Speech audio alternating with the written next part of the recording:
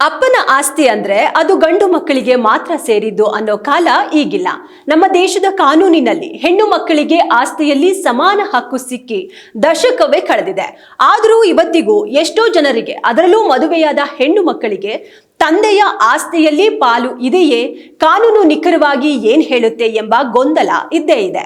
ಕೊಟ್ಟ ಹೆಣ್ಣು ಕುಲದ ಹೊರಗೆ ಅನ್ನೋದೆಲ್ಲ ಈಗ ನಡೆಯಲ್ಲ. ಆಧುನಿಕ ಭಾರತದ ಕಾನೂನು ವ್ಯವಸ್ಥೆಯಲ್ಲಿ ಈ ಪರಿಕಲ್ಪನೆ ಸಂಪೂರ್ಣವಾಗಿ ಬದಲಾಗಿದೆ.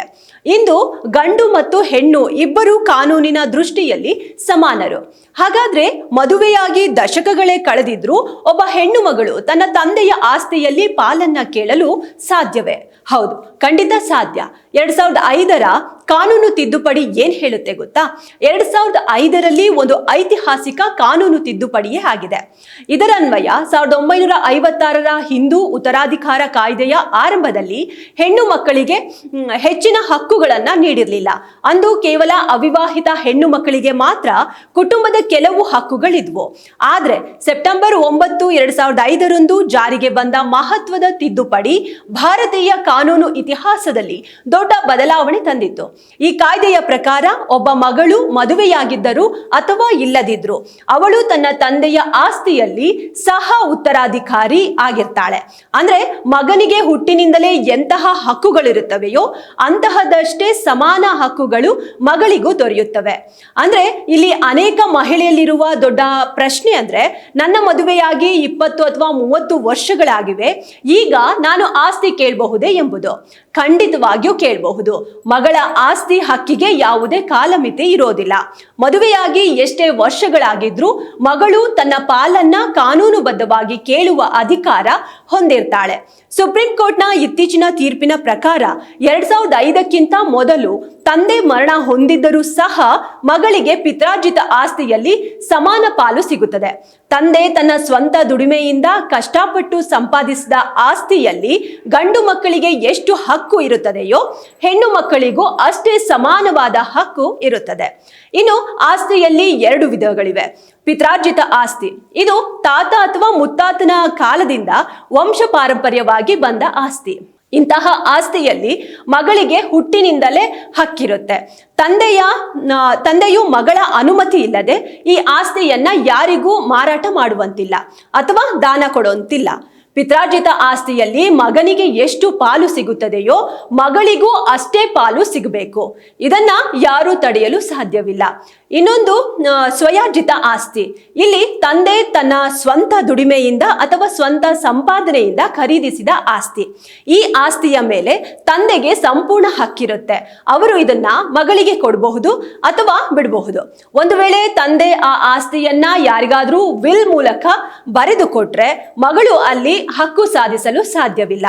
ಎಲ್ಲ ಆಸ್ತಿಗಳ ಮೇಲೂ ನೀವು ಹಕ್ಕು ಸಾಧಿಸಲು ಬರೋದಿಲ್ಲ. ಇಲ್ಲಿ ನೀವು 2 ವಿಷಯಗಳನ್ನ ಗಮನಿಸಬೇಕು. ಏನಪ್ಪಾ ಅಂದ್ರೆ, ಒಂದ್ ವೇಳೆ ತಂದೆಯು ಯಾವುದೇ ವಿಲ್ ಬರೆಯದೆ ತೀರಿಕೊಂಡ್ರೆ ಅವರ ಸ್ವಯಾರ್ಜಿತ ಆಸ್ತಿಯನ್ನ ಮೊದಲ ದರ್ಜೆಯ ಉತ್ತರಾಧಿಕಾರಿಗಳ ನಡುವೆ ಸಮಾನವಾಗಿ ಹಂಚಲಾಗುತ್ತೆ.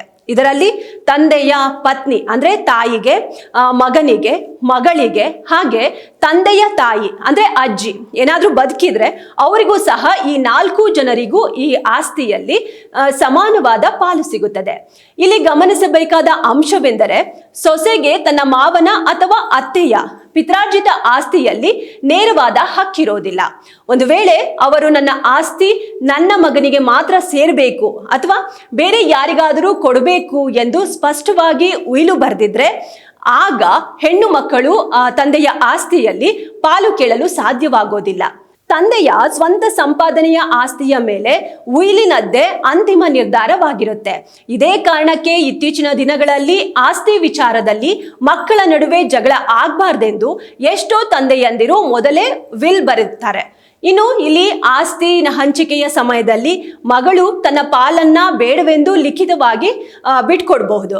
2005ರ ತಿದ್ದುಪಡಿ ಕೇವಲ ಹಿಂದೂ, ಜೈನ್, ಸಿಖ್ ಮತ್ತು ಬೌದ್ಧ ಧರ್ಮದವರಿಗೆ ಅನ್ವಯಿಸುತ್ತೆ. ಕಾನೂನು ಹೋರಾಟಕ್ಕೆ ಇಳಿಯುವ ಮೊದಲು ಕುಟುಂಬದ ಒಪ್ಪಿಗೆಯೊಂದಿಗೆ ಸಂಧಾನ ಮಾಡಿಕೊಳ್ಳುವುದು ಉತ್ತಮ. ಇನ್ನು ಇಲ್ಲಿ ನಿಮಗೆ ಚಿಕ್ಕ ಸಲಹೆ ಏನಂದ್ರೆ, ಆಸ್ತಿ ಹಕ್ಕು ಕೇಳುವುದು ನಿಮ್ಮ ಕಾನೂನಾತ್ಮಕ ಹಕ್ಕಾದರೂ ಮೊದಲು ಕುಟುಂಬದೊಂದಿಗೆ ಮಾತುಕತೆಯ ಮೂಲಕ ಬಗೆಹರಿಸಿಕೊಳ್ಳಲು ಪ್ರಯತ್ನಿಸಿ. ಒಂದು ವೇಳೆ ಕಾನೂನು ಸಮರಕ್ಕೆ ಇಳಿಯೋದಾದ್ರೆ ನಿಮ್ಮ ತಂದೆಯ ಹೆಸರಿನಲ್ಲಿರುವ ಆಸ್ತಿ ಪಿತ್ರಾರ್ಜಿತ ಹೌದೇ ಎಂಬುದನ್ನ ಖಚಿತಪಡಿಸಿಕೊಳ್ಳಲು ಹಳೆಯ ಆಸ್ತಿ ದಾಖಲೆಗಳು ಮತ್ತು ಪಹಣಿಯನ್ನ ಸರಿಯಾಗಿ ಪರಿಶೀಲಿಸಿ. ಇನ್ನು ಆಸ್ತಿಗೆ ಸಂಬಂಧಿಸಿದ ಯಾವುದೇ ಗಂಭೀರ ನಿರ್ಧಾರಗಳನ್ನ ತೆಗೆದುಕೊಳ್ಳುವ ಮೊದಲು ಪರಿಣಿತ ವಕೀಲರ ಸಲಹೆ ಪಡೆಯುವುದು ತುಂಬಾನೇ ಸೂಕ್ತ. ಒಟ್ನಲ್ಲಿ ಕಾಲ ಬದಲಾಗಿದೆ, ಕಾನೂನುಗಳು ಹೆಣ್ಣು ಮಕ್ಕಳಿಗೆ ಹೆಚ್ಚಿನ ರಕ್ಷಣೆ ನೀಡಿದೆ. ಸ್ವಂತ ಆಸ್ತಿಯ ಮೇಲೆ ಉಯಿಲು ನಿರ್ಣಾಯಕವಾದರೆ ಪಿತ್ರಾರ್ಜಿತ ಆಸ್ತಿಯಲ್ಲಿ ಹೆಣ್ಣು ಮಕ್ಕಳ ಹಕ್ಕು ಯಾರೂ ಕಸಿದುಕೊಳ್ಳಲು ಸಾಧ್ಯವಿಲ್ಲ. ಪ್ರತಿಯೊಬ್ಬರೂ ತಮ್ಮ ಹಕ್ಕುಗಳ ಬಗ್ಗೆ ತಿಳಿದುಕೊಳ್ಳುವುದು ಬಹಳ ಮುಖ್ಯ.